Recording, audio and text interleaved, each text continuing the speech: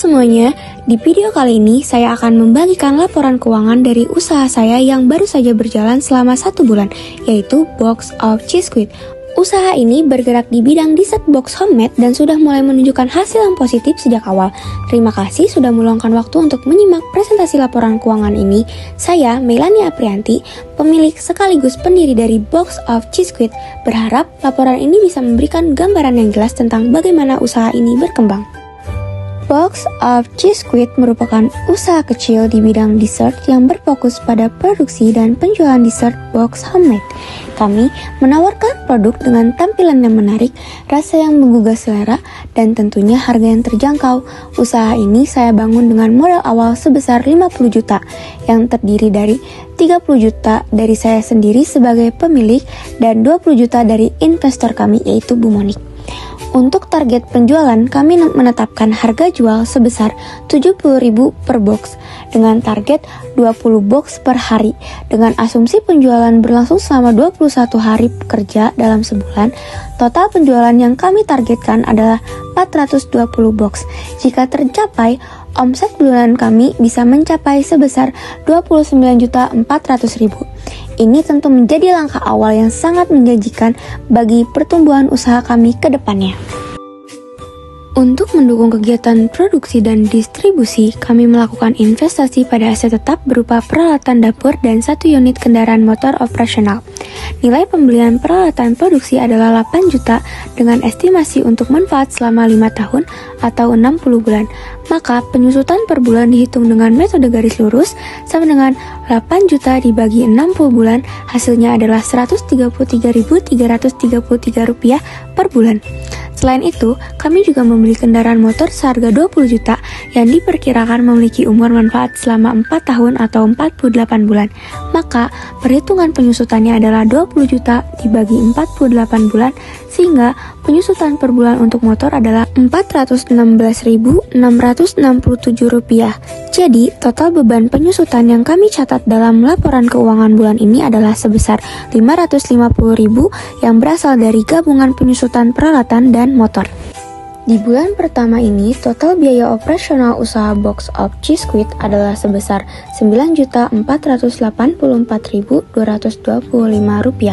Biaya paling besar tentu saja dari gaji karyawan, yaitu Rp6.334.225. Tapi karena usaha masih baru dan keuangan belum terlalu stabil, saya baru bisa bayar setengahnya, sekitar Rp3.197.113. Sisanya akan dibayar bulan depan. Walaupun baru dibayar sebagian, di laporan keuangan, gaji tetap ditulis full, karena memang itu jumlah beban yang seharusnya dikeluarkan bulan ini. Selain gaji, biaya operasional lainnya terdiri dari internet expense, utilities expense, advertising expense, transportation expense, lalu juga ada beban penyusutan seperti equipment dan vehicle depreciation. Semua ini jadi bagian dari pengeluaran rutin bulanan yang menunjang operasional usaha sehari-hari. Untuk bahan baku, di bulan pertama ini saya mengeluarkan biaya sebesar 10 juta rupiah. Bahan-bahan ini dipakai untuk produksi semua dessert box yang kami jual selama bulan itu. Dan memang semuanya langsung habis terpakai, jadi tidak ada sisa stok yang ada di gudang. Karena semuanya langsung dipakai, nilai dicatat sebagai beban di laporan keuangan dan masuk ke bagian HPP atau Cost of Goods Sold. Sekarang kita masuk ke bagian income statement atau laporan laba rugi untuk usaha saya, Box of Cheesquid di bulan pertama.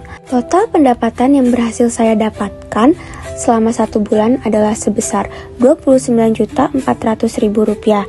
Ini berasal dari penjualan 20 box per hari selama 21 hari kerja dengan harga jual Rp70.000 per box. Lalu, total seluruh pendapatan pada bulan itu kita kurangkan dengan biaya bahan baku sebesar 10 juta karena semua bahan langsung dipakai habis di bulan itu. Hasil dari sales revenue dikurangi COGS atau pendapatan dikurangi biaya bahan baku, hasilnya akan menjadi gross profit atau laba kotor sebesar Rp19.400.000. Ini didapatkan dari Rp29.400.000 dikurang 10 juta. Lalu hasil gross profit sebesar 19.400.000 tersebut kita kurangkan dengan biaya operasional bulanan yang totalnya sebesar 9.484.225 rupiah. Biaya ini termasuk gaji karyawan, internet, iklan, transportasi, utilitas, serta penyusutan peralatan dan kendaraan.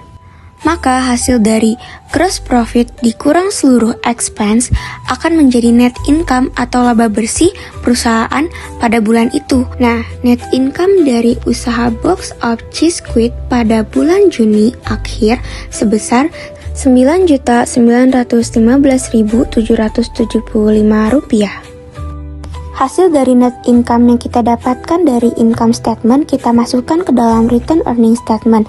Di return earning statement terdiri dari return earning awal, net income, dan dikurangi dengan dividen.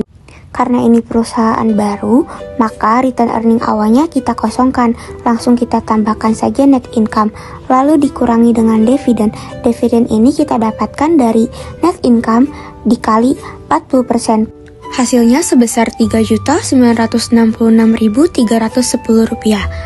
Setelah itu, kita kurangkan net income dengan dividen yang sudah kita temukan tadi. Hasilnya menjadi return earning akhir yang nantinya akan menjadi cadangan usaha periode selanjutnya. Selanjutnya masuk ke bagian Statement of Financial Position atau laporan posisi keuangan dari usaha saya, Box of Cheese Squid per akhir bulan Juni 2025. Total aset usaha kami saat ini sebesar Rp59.116.578. Aset ini terdiri dari beberapa jenis, yaitu pertama ada long term investment berupa cryptocurrency Bitcoin senilai 5 juta. Karena bersifat investasi jangka panjang dan dalam bentuk digital, aset ini diklasifikasikan sebagai bagian dari non-current asset. Lalu ada aset tetap berupa motor operasional senilai 20 juta yang diusutkan sebesar Rp416.667 per bulan, serta equipment atau peralatan usaha senilai 8 juta dengan penyusutan bulanan sebesar Rp133.333. Kemudian, saya memiliki kas sebesar Rp26.666.578. Kas ini berasal dari gabungan antara modal awal dan pendapatan penjualan dikurangi dengan semua pengeluaran yang benar-benar dibayarkan tunai seperti biaya operasional, pembelian motor dan peralatan, serta dividen yang dibagikan. Penyusutan tidak dimasukkan dalam pengurang kas, karena itu bukan pengeluaran uang, tapi hanya pencatatan atas penurunan nilai aset dalam jangka waktu tertentu.